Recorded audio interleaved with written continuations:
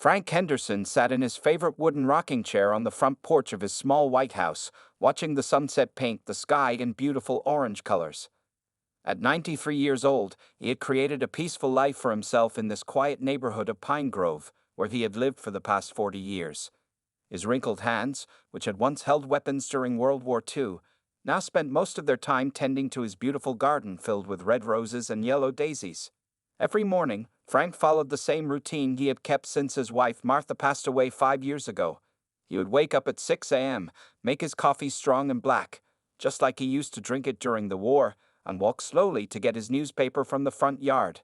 The neighborhood kids called him Grandpa Frank, and he enjoyed sharing stories about his time in the war with them when they stopped by after school. Today was different, though.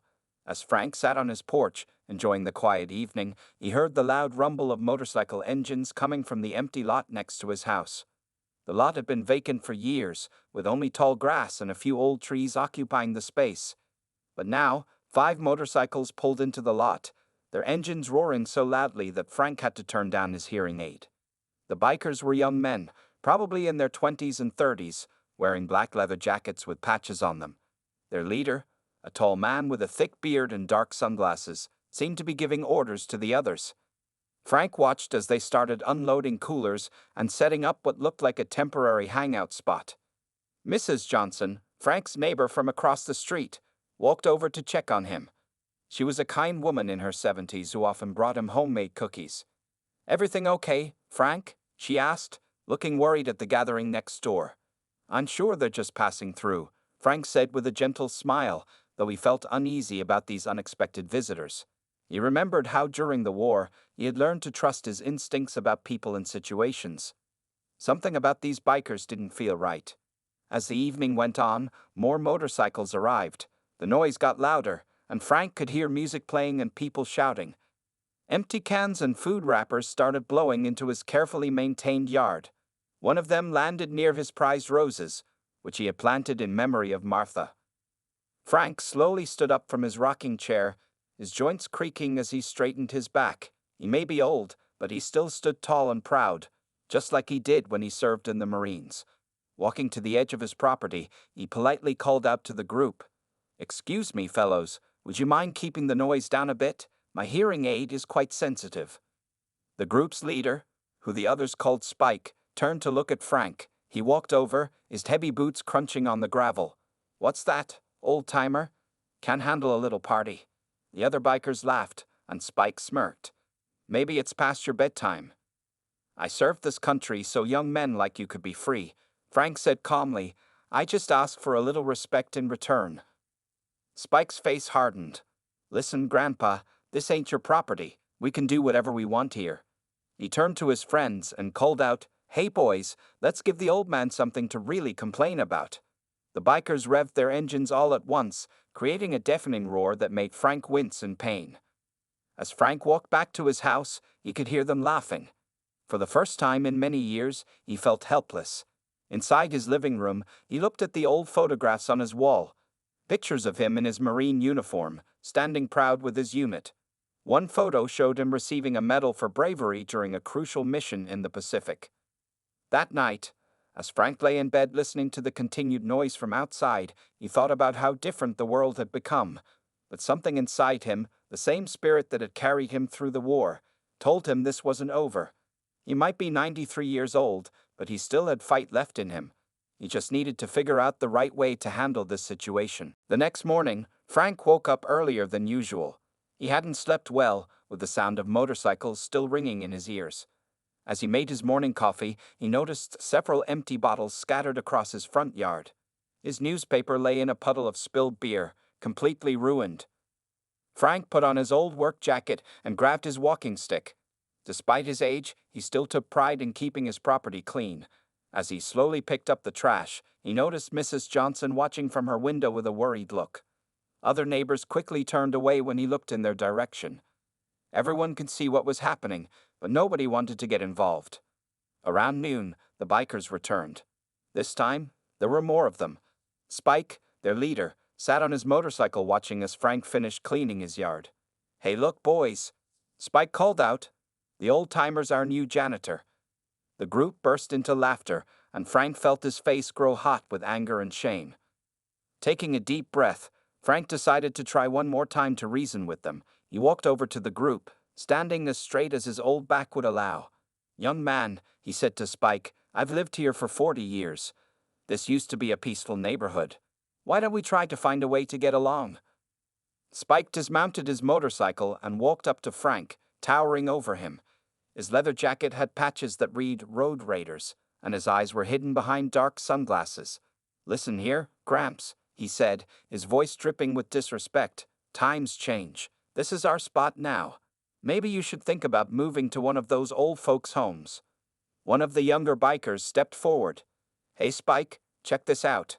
He pointed to Frank's Marine Corps cap, which he always wore with pride. "The old man thinks he's some kind of hero." The biker snatched the cap off Frank's head and tossed it around like a frisbee.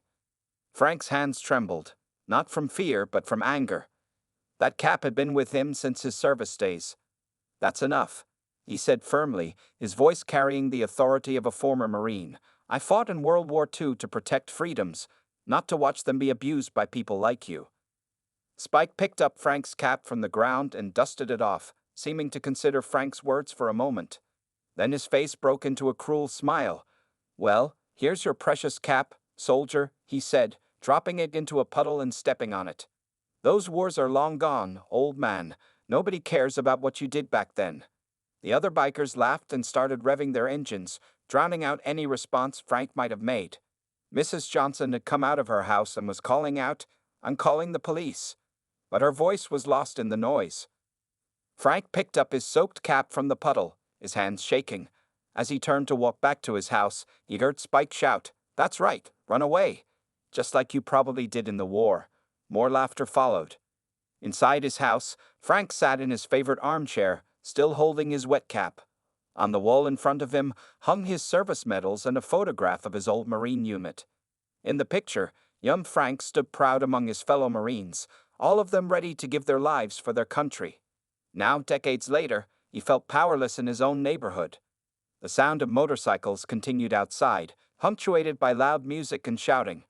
Frank's phone rang. It was his daughter calling from another state. "Dad, is everything okay? Mrs. Johnson called me about some trouble with bikers." "I'm fine, sweetie," Frank said, trying to keep his voice steady. "Just some young folks having fun." After hanging up, Frank walked to his bedroom and opened his old wooden chest. Inside, beneath some old uniforms and letters, lay a small box containing cards and contact numbers from his Marine days. As he heard another round of laughter from outside, something sparked in his mind. Maybe he wasn't as powerless as they thought. Maybe it was time to make a call of his own. Over the next 2 weeks, life became increasingly difficult for Frank Henderson. The bikers, led by Spike, seemed to take special pleasure in making the old veteran's days miserable. They had turned the empty lot next to his house into their permanent hangout spot, complete with old couches they dragged in and piles of beer cans that grew bigger each day. One evening, as Frank tried to water his beloved garden, several bikers deliberately rode their motorcycles through his yard, leaving deep tire marks in his carefully maintained grass. His roses, the ones he had planted for Martha, were crushed under their wheels. Frank stood there with his garden hose still running, watching helplessly as they destroyed his hard work. "Oops, sorry Gramps," one of them called out mockingly. "Guess we need driving lessons." The others laughed, high-fiving each other as they circled back to their spot. The local police had come by 3 times now, but each time they said the same thing. Since the bikers were on the empty lot, and not technically on Frank's property, there wasn't much they could do. Officer Thompson, a young policeman who seemed genuinely concerned, suggested Frank install security cameras. What good would cameras do? Frank asked the officer. "They're not hiding what they're doing. They're proud of it." The harassment continued day and night. The bikers would rev their engines at 3 a.m., making sleep impossible for Frank and the other neighbors. They started ordering pizza and throwing the empty boxes into Frank's yard. Sometimes they would shine their motorcycle headlights directly into his windows late at night. Mrs. Johnson tried to help by bringing over homemade meals and offering to clean up the mess in his yard, but Frank politely declined. "You're kind," he told her, "but I don't want you becoming their target, too." One morning, Frank found his mailbox knocked over and his morning newspaper torn to pieces. As he bent down painfully to pick up the scattered papers, he heard Spike's voice behind him. "Having some trouble with your mail delivery, old-timer?" Spike asked, leaning against his motorcycle. "Maybe it's time to consider that retirement home we talked about." Frank straightened up slowly, his joints protesting. "You know," he said calmly, looking Spike in the eye, "in the war, I faced much scarier things than a bunch of boys playing tough on motorcycles." Spike's face darkened. He walked up close to Frank, his boots crunching on the scattered newspaper. "Listen here, you ancient fossil. The war's over.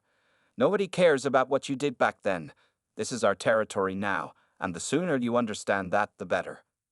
Just then, Frank's daughter Sarah called again. She had been calling every day since the trouble started, worried about her father. "Dad, please," she begged, "come stay with us in Ohio. Just until these people move on." "No, sweetheart," Frank replied firmly. "This is my home. I didn't survive Iwo Jima to be chased away by bullies." That afternoon, things got even worse. Frank was sitting in his living room when he heard a loud crash. Running to his front door as fast as his old legs could carry him, he found his American flagpole knocked down. The flag, which he had raised and lowered every day for 40 years, lay in the dirt. As Frank stood there looking at his fallen flag, something inside him changed. The sadness and helplessness he had been feeling turned into determination. He watched as the bikers laughed and celebrated their latest act of disrespect, and remembered something his old Marine commander used to say: "Sometimes the best defense is having the right allies." Walking back into his house, Frank went straight to his bedroom. He opened the old wooden chest again and dug deeper this time, past the box of contact cards, until he found what he was looking for, an old leather notebook.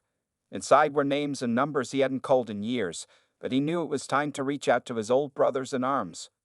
Maybe they couldn't fight like they used to, but Marines never stopped looking out for their own. Frank sat at his kitchen table that evening, the fallen American flag spread out before him.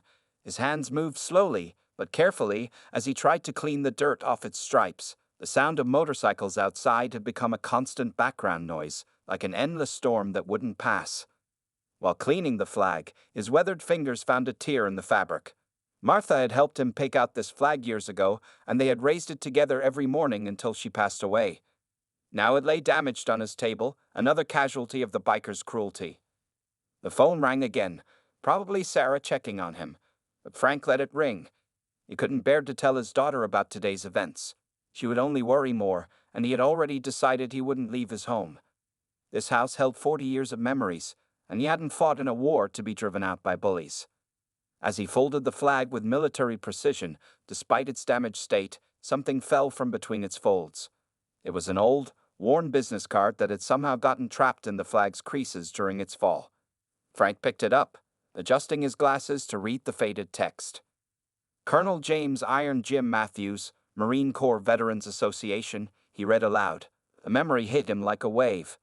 Iron Jim had given him this card at a reunion 15 years ago, saying, "Marines take care of their own, Frank. Don't you ever forget that." Frank remembered that Iron Jim had become the president of the largest veterans motorcycle club on the East Coast. At the time, Frank had thought it funny that his old commander had taken to riding motorcycles in his retirement. Now, that detail seemed like more than just a coincidence. His thoughts were interrupted by the sound of breaking glass. Running to his front window, Frank saw that someone had thrown a beer bottle through it. Shards of glass littered his living room floor, and he could hear Spike's distinctive laugh outside. "Hey, Grandpa," Spike shouted. "Looks like you need a window repair service. Too bad nobody around here wants to help an old man." Frank looked at the broken window, then at the business card in his hand. Something inside him, that old Marine spirit that had carried him through the war, began to stir. He remembered the day in the Pacific when his entire platoon had been pinned down by enemy fire. Everyone had thought they were finished, but Frank had found a way to get them all out alive. He had earned a medal for that action, but more importantly, he had learned that there was always a way to fight back. You just had to be smart about it. Walking carefully around the broken glass, Frank made his way to his study. He opened his desk drawer and pulled out his old address book. Inside, he had kept track of other Marine veterans in the area. Many of them had joined motorcycle clubs after leaving the service. Not gangs like Spike's group, but respected organizations that did charity work and helped veterans. Frank's hands trembled slightly as he picked up his phone. He hadn't made a call like this in years, but he remembered what Iron Jim always said at their reunions. The court is a family, and family stands together. He dialed the number on the old business card, not sure if it would still work after all these years. The phone rang once, twice, 3 times. Frank was about to hang up when a gruff voice answered. "Matthew's here." Frank took a deep breath. "Jim, this is Frank Henderson, from the 5th Division, Pacific Theater." There was a pause, then the voice became warmer. "Frank? Frank Henderson? The one who saved our whole unit at Yellow Beach? I haven't heard from you in years. What's wrong?" "Marine." Outside, the bikers were getting louder, their music blasting and engines revving. But for the first time in weeks, Frank felt a smile spreading across his face. Sometimes the best weapon wasn't a gun or a fist, it was knowing the right people to call. "Jim," Frank said, his voice stronger now, "I need your help with something. Remember how you always said Marines take care of their own?" Colonel James "Iron Jim" Matthews listened carefully as Frank explained the situation with the bikers. The old veteran's voice shook slightly as he described the fallen flag, the broken window, and the weeks of harassment. As Frank finished his story, there was a long silence on the phone. "Frank," Iron Jim finally said, his voice deep with concern, "why didn't you call me sooner?" "You know me, Jim," Frank replied, looking at his damaged flag. "I didn't want to bother anyone with my problems." A loud motorcycle engine roared outside, as if to emphasize Frank's situation. Iron Jim heard it through the phone and let out a low growl. "Those boys picked the wrong veteran to mess with. Tell me more about this motorcycle gang." Frank described Spike and his group, mentioning the Road Raiders patches on their jackets.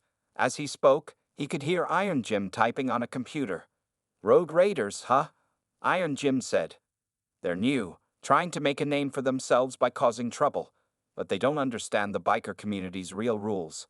He paused, then added, "Frank, do you remember Tommy Scout Wilson from our unit?" Frank smiled at the memory. "Little Tommy? The radio operator who saved our communications during that big storm." "Not so little anymore," Iron Jim chuckled. "He runs the largest legitimate motorcycle club in your state now, the Iron Veterans. They do charity rides for wounded warriors, help at veterans' hospitals. Real community work."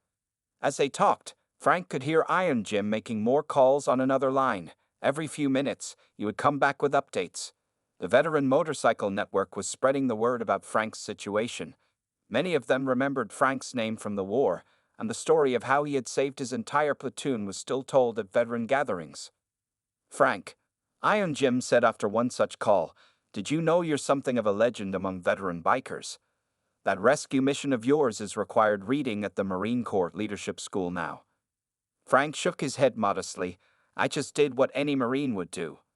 "Well, these Road Raiders need to learn about respect and honor," Iron Jim continued. "Tommy's group is already reaching out to other veteran motorcycle clubs in your area, and Frank, they're not happy about how these boys have been treating a decorated war hero." Outside, Frank could hear Spike and his gang laughing and playing loud music. They had no idea what was coming. "Give us 2 days," Iron Jim said firmly. "We're going to show these youngsters how real bikers behave. And Frank, keep your phone handy. You're about to get some calls from old friends." Over the next few hours, Frank's phone rang constantly. Veterans from his old unit, members of different motorcycle clubs, and even some active duty Marines called to check on him. Each call reminded him that although he lived alone, he was far from being alone. Mrs. Johnson came over that evening with dinner and found Frank sitting straighter in his chair, a small smile on his face. "You look different, Frank," she said, setting down a plate of pot roast. "More like your old self." Frank nodded, thinking about all the calls he'd received. "Sometimes," he said, "you have to let your friends help you fight your battles." That night, as Frank got ready for bed, he heard Spike's gang leaving their usual mess in the empty lot. But for the first time in weeks, the noise didn't bother him as much. He looked at his old Marine Corps photo on the wall, remembering how his unit had always worked together, protecting each other. His phone buzzed with a text message from Iron Jim. "Everything's set for tomorrow evening. These boys won't know what hit them. Semper Fi, brother." Frank sent back a simple "thank you," then got into bed. Tomorrow would be interesting. As he drifted off to sleep, He thought about what his old commander used to say: Marines might get older, but we never stop being Marines. And we never, ever leave one of our own behind. The next morning was unusually quiet. Spike and his road raiders hadn't shown up yet, and Frank spent the peaceful hours fixing his garden. Around noon, his phone rang. It was Tommy Scout Wilson from the Iron Veterans Motorcycle Club. "Frank, you won't believe what we found out about these road raiders," Tommy said, his voice excited. "We've been making calls all night, talking to every legitimate motorcycle club in the region. Turns out these guys have been causing trouble everywhere, trying to build a reputation." Frank sat down in his kitchen chair, listening carefully as Tommy explained. The Road Raiders were a new group, barely 6 months old. They had been going around claiming territory and harassing people, thinking this would make them respected in the biker community. But here's the interesting part, Tommy continued. Their leader, this Spike character, his real name is David Mitchell. And guess what? His grandfather was a Marine too, served in Vietnam. Passed away last year. Frank leaned forward in his chair. Really? Does Spike know about his grandfather's service? That's just it, Tommy replied. According to our sources, his grandfather tried to teach him about honor and respect, about serving others. But Spike rebelled against everything his grandfather stood for. Now he's trying to prove himself by being the exact opposite of what his grandfather wanted him to be. As they talked, Frank could hear motorcycles in the distance, but these sounded different from Spike's group. These engines had a deeper, more disciplined rumble. "Those are our scouts," Tommy explained. "We got people watching the area. Spike and his boys usually show up around sunset, right?"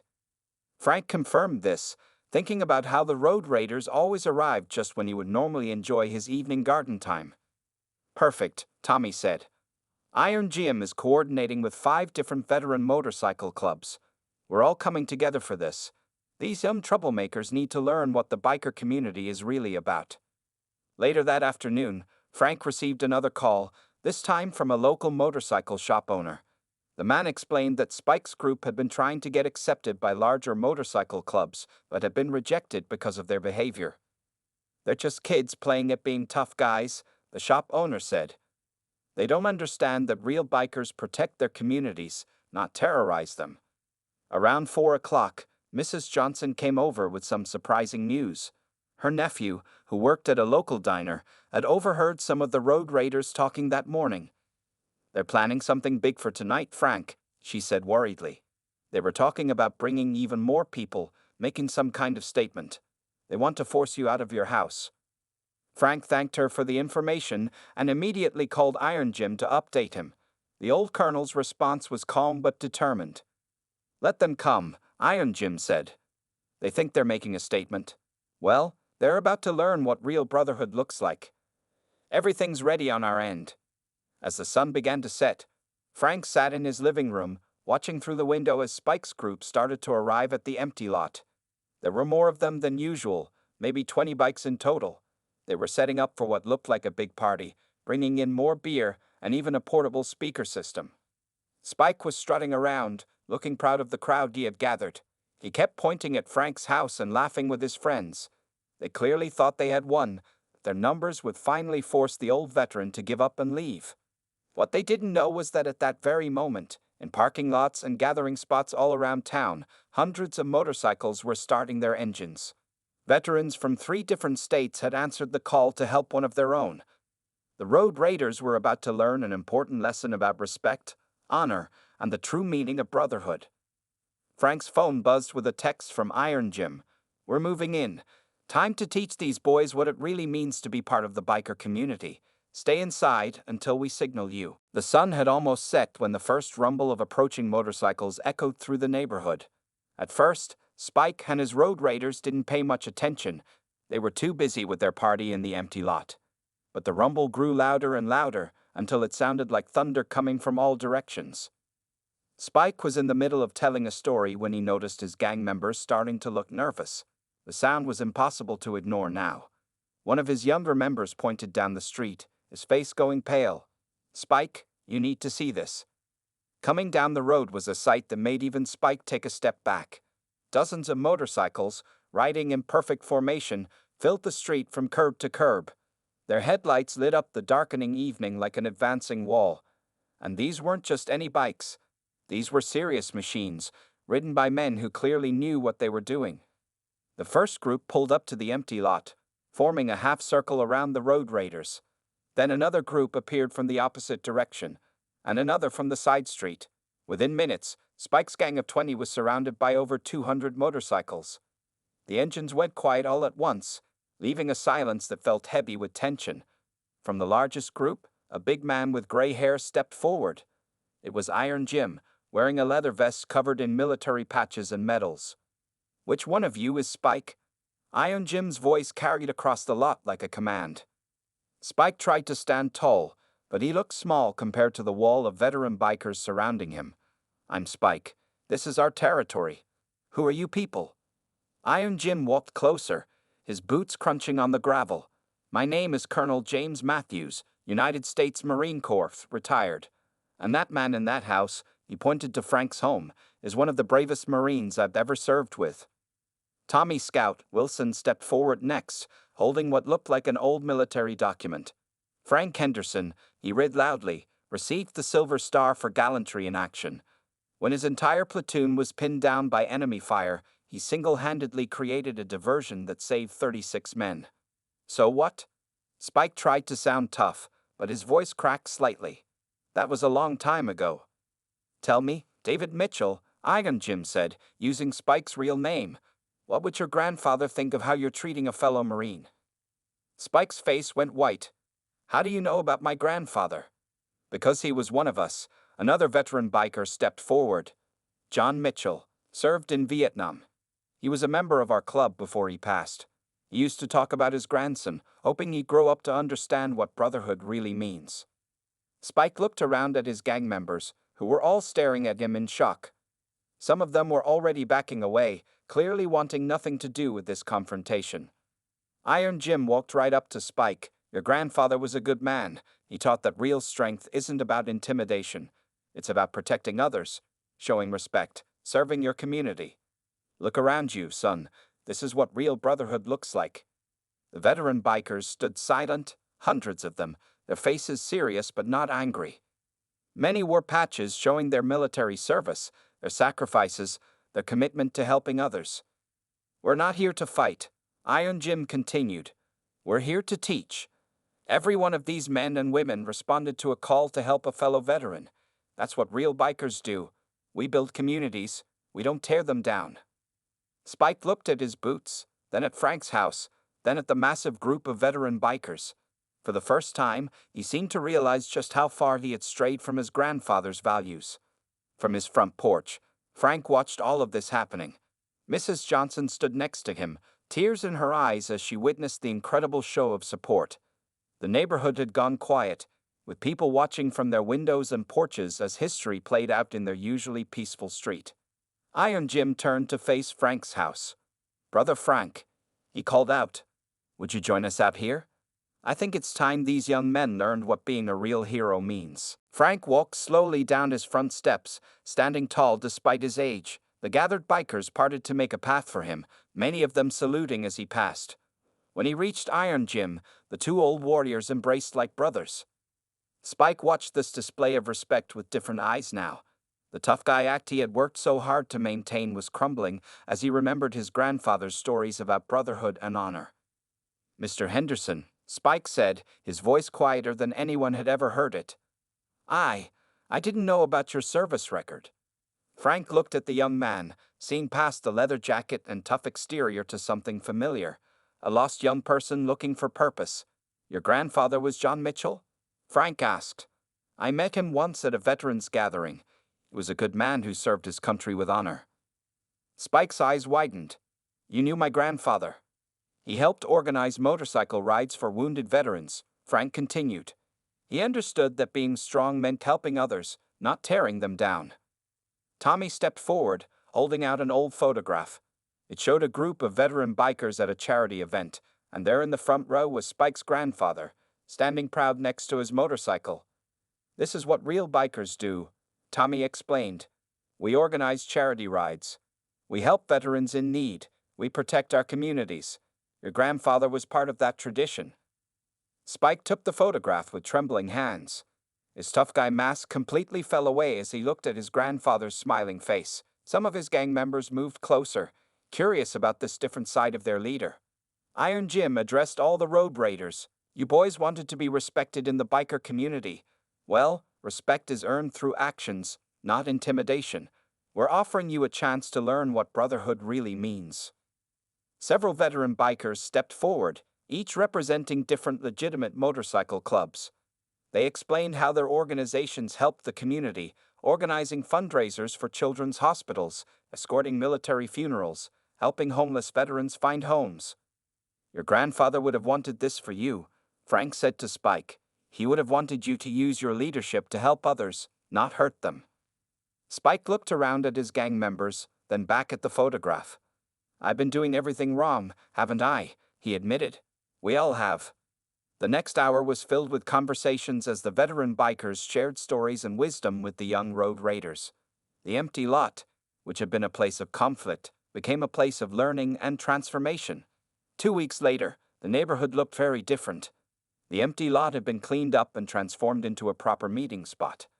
The road raiders, under Spike's new leadership and the mentorship of the veteran clubs, had changed their name to the Community Guards. Frank sat on his porch, smiling as he watched Spike and his group helping Mrs. Johnson carry her groceries. The young bikers now spent their weekends doing community service, learning from the veteran riders about what it meant to be part of something bigger than themselves. Every morning, Spike would arrive early to help Frank raise his new American flag, a gift from the veteran motorcycle clubs. The garden was booming again, and sometimes the young bikers would stop by to learn about Frank's war stories or help him with the heavier yard work. One evening, as Frank watched the sunset from his porch, he heard the familiar rumble of motorcycles. But now, instead of feeling fear, he felt pride. The community guards were returning from their first charity ride, which had raised money for the local veterans' hospital. Spike parked his bike and walked over to Frank's porch, carrying something carefully in his hands.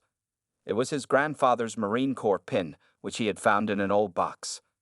Mr. Henderson, Spike said, would you help me put this on my jacket? I think it's time I started honoring what it really stands for. As Frank pinned the Marine Corps emblem on Spike's jacket, he remembered what his old commander used to say, sometimes the greatest victory isn't defeating an enemy, it's turning them into a friend.